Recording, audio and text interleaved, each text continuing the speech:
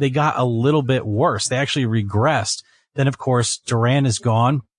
You've got Harden gone. You've got things starting to fall apart where Russell becomes the best guy. He's winning MVP. He's averaging a triple-double, which is phenomenal over the last 3 years.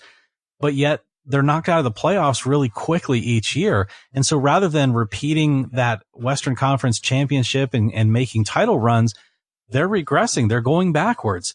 Now, Paul George leaves after 1 year ago, having this huge party and making the city feel like, okay, the sky isn't falling. We've got Paul George. We've got Russell Westbrook. We've got Steven Adams. We got pieces to make another run. And now just a year later, 11 short months later, that party means nothing anymore because Paul George wanted out. He's gone. And now Russell Westbrook is gone. Chris Paul is garbage at this point, and you got a bunch of picks for the future. Justin, this team isn't relevant now for the next 3 to 4 years. No, they're in complete rebuild mode. I'm sure their fans are probably used to it at this point because they lost 4 of the biggest names in the game right now that have come through that organization, like you said, going through the timeline. So I think their fan base probably saw the writing on the wall because the story started coming out really soon after that, like insanely soon, that it was like, okay, they're definitely moving Westbrook. Like he realizes that they're not going anywhere.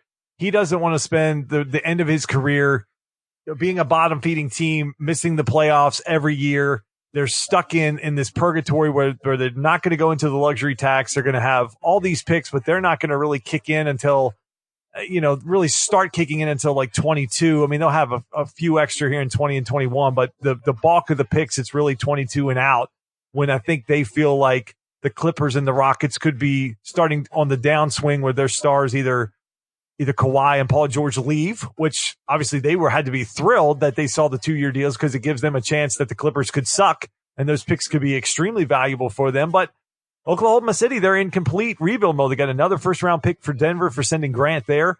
So this was an opportunity. Okay, what we were talking about before the show of like, all right, why did they do this particular deal and take Chris Paul back?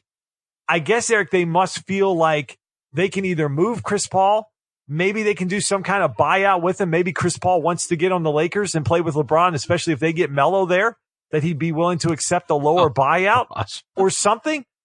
But they must feel confident that they can move him. Obviously, they got rid of another year. Chris Paul has 3 years versus Russell with 4 years. Both of them have a player option at the end of it, but I think Chris Paul is much more likely to kick his in than Russ would have been. But I think, Eric, for the Thunder, it's all about rebuild. For the Rockets, the West is kind of wide open a little bit now. Outside of the Clippers and the Lakers, everybody else has come back to the pack in terms of the Warriors, and even the Lakers didn't become the super team. So everybody's got 2 stars. So I think for Houston's standpoint, all right, we give up a couple picks. Who cares about those in the future? We're looking to win now. Chris Paul and James Harden are not getting along. There's video out there of James Harden smacking Chris Paul's arm away in a huddle. There was all the talk of the blow up after Game 6 when they got eliminated. I think that stuff was real. I think that James Harden wanted Chris Paul out of town, and now he brings in Russell Westbrook. They played together in OKC. Russ is a younger guy. He's better on the defensive side. He's going to play hard for them.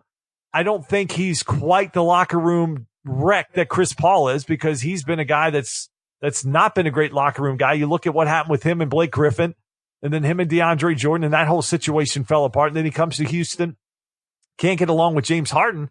So I think from a relationship standpoint, maybe the Rockets feel like, all right, maybe we can make this work. Maybe these two guys can put their egos aside. They've got some experience playing with each other from the past. Maybe it's just a better chemistry situation, like we're going to talk about with another team in segment 2 that made a similar move of just maybe the chemistry in the locker room. Maybe we get along better. From the Rockets standpoint, they keep Capella, they keep Eric Gordon, still have PJ Tucker. They sign back some of their guys on the bench. So I think they're like, look, we can load up and make a run, and we'll just kind of figure it out.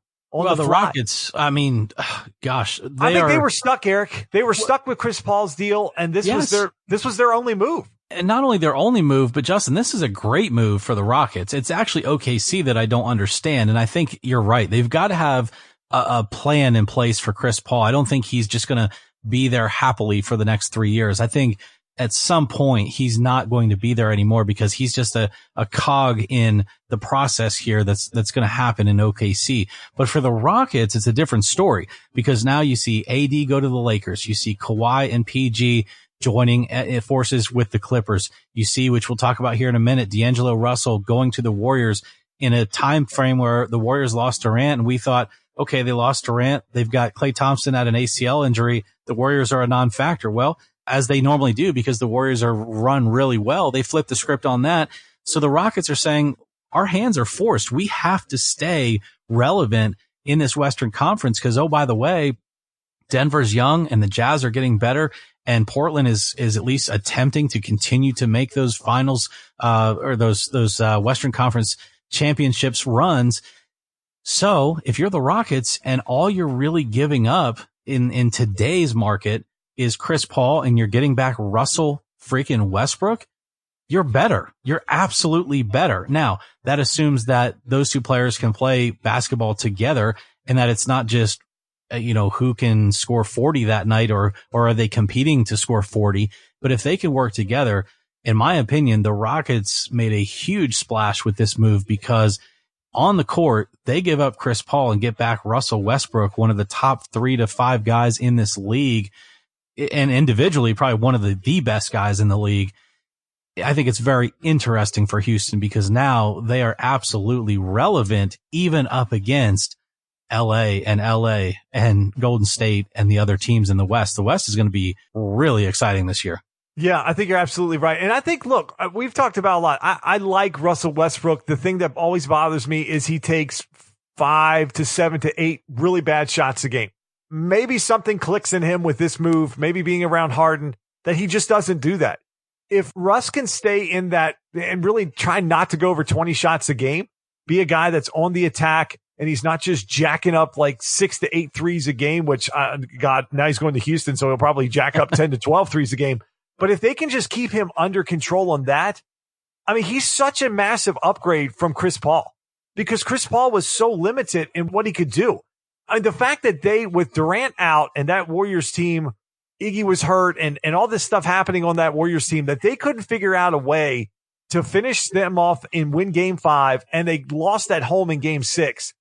I put a lot of that stuff on Chris Paul, that if you're going to be the second star, if you're going to want to sign a deal worth $40 million a year, you've got to be one of the best players on the court. And I just didn't feel like he was on those nights. So I think for them, yeah, it absolutely makes them relevant. Again, they've got James Harden. He's in his prime. You've got to put the pieces around him, and then you just deal with stuff. They really only gave up 2 picks. The pick swaps, Oklahoma City is going to be bad for so long. I don't even know if the pick swaps will even matter for them. It's just options that they have. It's just another asset for them. But yeah, I mean, this West is loaded up, and we're going to talk a little bit about some of the surprises and sleeper no mores that are out there. But the West is is loaded. Even teams like Sacramento and Phoenix, they added pieces and they're trying to get better. So the Western Conference is going to be really, really good. You kind of look at this situation now from what the Knicks did, what the Lakers did, having this cap space out there and then just kind of throwing all these pieces in there. And it was almost like they just kind of needed to let things breathe for like 8 to 12 hours to just let this story come out there. And you start thinking about like, well, could the Lakers have done something for Russell Westbrook? Now the contracts and stuff weren't there, but they had some cap space. Could they have been able to throw a couple pieces together, the pick value, something like that? Maybe they panicked and we're going to talk about what the Knicks did as well. These teams that had this cap space and they just filled it in with guys that there's probably other versions of those guys that are cheaper versions. Kyle Korver's still out there. That's going to have to end up on a team. The Lakers just got Avery Bradley. Could they have gotten him for maybe a less number and made this kind of a move or been in contention for it? They didn't even give themselves a chance because they burn up all their cap space on guys they just signed. Like we talked about earlier, they can't trade till December 15th. So a lot of weird moves there. It could just seem like maybe some of these teams, when they saw this happen, instead of pressing the panic button, should have looked at this situation and said, okay, wait a minute. Paul George just left. Oklahoma City has no one. And the talk has been all along that if you and I know that they do not want to be a repeater team on the luxury tax, I would think somebody in the Lakers front office would know that as well, of like, maybe we should hold off on signing Danny Green for $15 million and see if that money could be spent on someone else. They don't do that. Westbrook ends up in Houston, and now the Western Conference has one more team that looks like they're going to be in the hunt for this thing. So, Eric, let's get out of here in segment one. We talked a lot of Kawhi. We talked a lot of Westbrook, but we got to step back to even day one of free agency on July 1st, because that first 12 hours, really, there was a ton of moves that went down. I'm going to get your biggest surprise of day one of NBA free agency when we come back.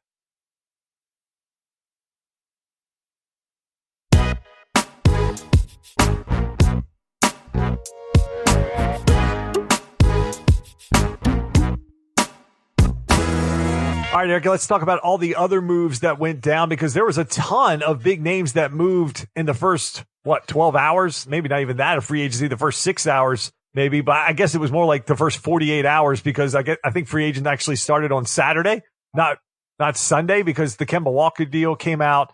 KD came out before 6 o'clock. So you had Kevin Durant going to the Nets. You had Kemba Walker to the Celtics. You had Jimmy Butler to the Heat. You had D'Angelo Russell in a sign and trade to the Warriors. I'm not even going to include Kyrie in this list, because I think everybody knew 2 months ago he was going to the Nets. So I don't really think that was a surprise. But of the four I listed, which one caught you off guard the most? 100% D'Angelo Russell to the Warriors was the biggest shock for me. I feel like the Kemba thing we can talk about in a minute was a little bit expected, especially once Kyrie was out. But when you wake up and find out that the Lakers are still waiting around for Kawhi, and they're kind of guy that they had their eye on if Kawhi didn't work out is now going up the state a little bit to play for Golden State. That is a big surprise, I think, for a lot of people, because you just didn't hear about that. And yeah, Durant goes, he's out of the city. Klay Thompson's nursing an injury, and Golden State wanted to stay relevant. And so they make a splash with D'Angelo Russell, who by all accounts had a really good end of the year with Brooklyn. And a lot of people were high on him. So now, Golden State scoops him up, and it just kind of keeps them in the mix. I don't think they're going to be as strong as a team like the Clippers or even the Lakers or now the Rockets. But man, they're still relevant. I got to say that. So we'll talk about some of the other guys in a minute. But Justin, for me, what did you think about D'Angelo Russell ending up in the gold and blue? Because I just didn't see that coming. No, I didn't either. I think I was watching SportsCenter late, just getting caught up on some of the other deals that were out there, some of the kind of like the tier 2 and 3 guys. And all of a sudden it's like breaking news that D'Angelo Russell is going to the Golden State Warriors. And I was shocked, but you hit the nail around the head. It's all about relevancy. They're moving into a new building. It's a $1 billion+ arena. They're going to make all this money off of it. You can't just put a Steph Curry, Draymond Green, and just the rest of the squad out there of what's left of that team. You've got to put some talent on the floor. You've got to give the fans a reason to stay engaged. Klay Thompson's got a chance to come back from this ACL. They're talking about in a 5 to 7 month time frame. And look, the rumor's been out there, and D'Angelo even talked about it, is maybe this was a way for the Warriors just to obtain a 23-year-old asset that he might not even be there after this season, or could be traded during this season. That this is a kick the tire period for the Warriors, see if they can figure out a way to make this thing work, but that they can also flip D'Angelo Russell for more assets if they need to, based on what this team could potentially need down the road. If they think they're going to sign Draymond Green back, where they go there, how they use D'Angelo Russell. So he could be a piece that works for this team. And he could be a guy that takes a lot off of Steph Curry early on, where they can just turn him loose at 23 and say, all right, go for 38 minutes a game. And then when Steph's on resting for 14, 16 plus minutes a game, you're going to be in there running the show, and you can do whatever you want to do. He's a guy that I think fits their system, a little bit more of an ISO one-on-one guy, but likes to shoot the 3 ball, has worked on that part of his game. So I think for the Warriors, Eric, it was a great way to use their cap space. It was earmarked for KD. It was available in a sign and trade situation for them to go out and fill it like that. What we talk about all the time, franchises that are run very well, they look at these kind of moves. They have contingency plans in place. I think the Warriors had some optimism that maybe they can bring Kevin Durant back, but you started hearing all the rumors with the injury and was there lost trust with Golden State? I mean, we spent a couple different shows talking about, was this a misdiagnosis? You had the whole Iguodala thing come out, where he has a book coming out and he goes on a radio show and talks about how he had a fracture in his leg and the Warriors put it in as a bruise. And I don't even know if he was being fair to the Warriors, if they were just saying that to protect him in terms of not letting other teams know that he had that potential kind of injury, or if he was actually saying they were just trying to, if they misdiagnosed him. I wasn't sure what he was trying to get at there. Either way, the league can't be happy that they didn't put that down as an actual